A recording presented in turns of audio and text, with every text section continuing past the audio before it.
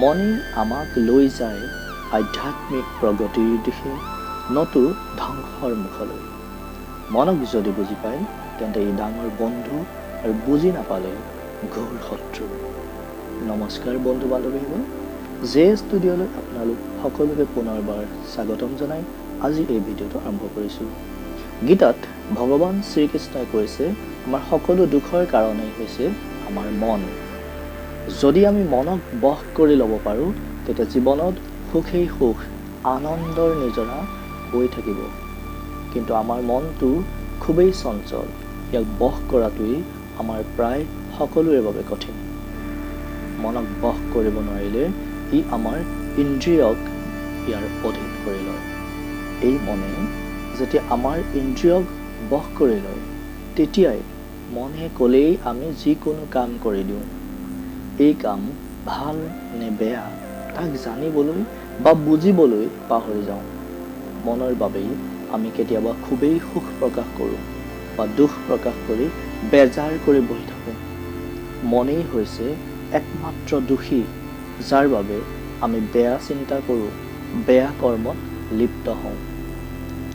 আপুনি যিটো জীৱিকা বা বৃত্তিত আছে আৰু যিটো সময়ত আপুনি সেই বৃত্তিৰ কৰ্মত ধ্যান দি সক্ৰিয়তাৰে লাগি থাকিব লাগে, সেই সময়ত যদি আপুনি মোবাইলত হোৱাটছএপ, ফেচবুক চলাই থাকে, ইউটিউবত চিনেমা, গান চাই আছে, জানিব আপোনাৰ মনক আপুনি বশ কৰিব পৰা নাই, বৰঞ্চ আপোনাকহে মনে বশ কৰি ৰাখিছে, যাৰ পৰিণাম হিচাপে আপোনাৰ জীৱনৰ লক্ষ্যত আপুনি উপনীত হোৱাৰ পৰা বঞ্চিত হ'ব পাৰে, দুখ যাতনা ভঞ্জিব লগা হ'ব পাৰে।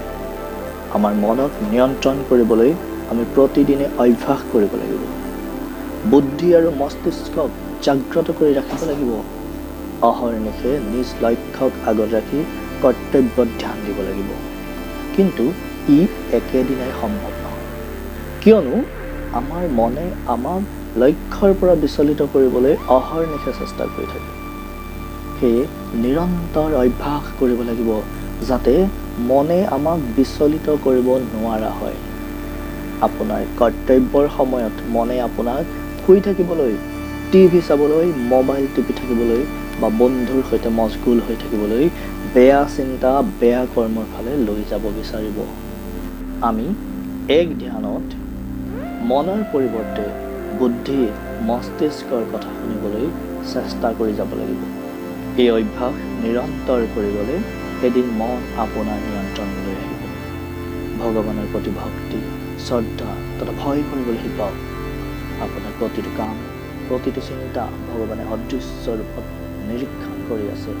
ইয়াক মস্তিষ্কত বহাই লওক। পুৱা গধূলি ভগৱানক স্মৰণ কৰক।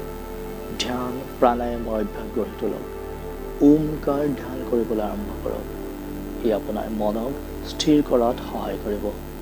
লোভ, মোহ পৰিত্যাগ কৰিবলৈ শিকক।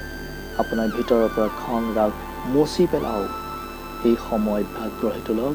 লাহে লাহে মনৰ নিয়ন্ত্ৰণৰ পৰা আপুনি মুক্ত হৈ পৰিব আৰু মন আপোনাৰ নিয়ন্ত্ৰণলৈ আহিব।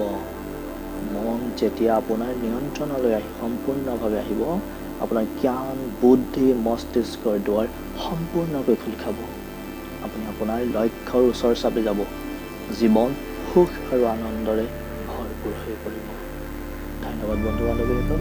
ভিডিঅ'টো যদি আপোনালোকে ভাল পালে তেন্তে লাইক কৰিব, কমেণ্ট কৰিব আৰু শ্বেয়াৰ কৰিব।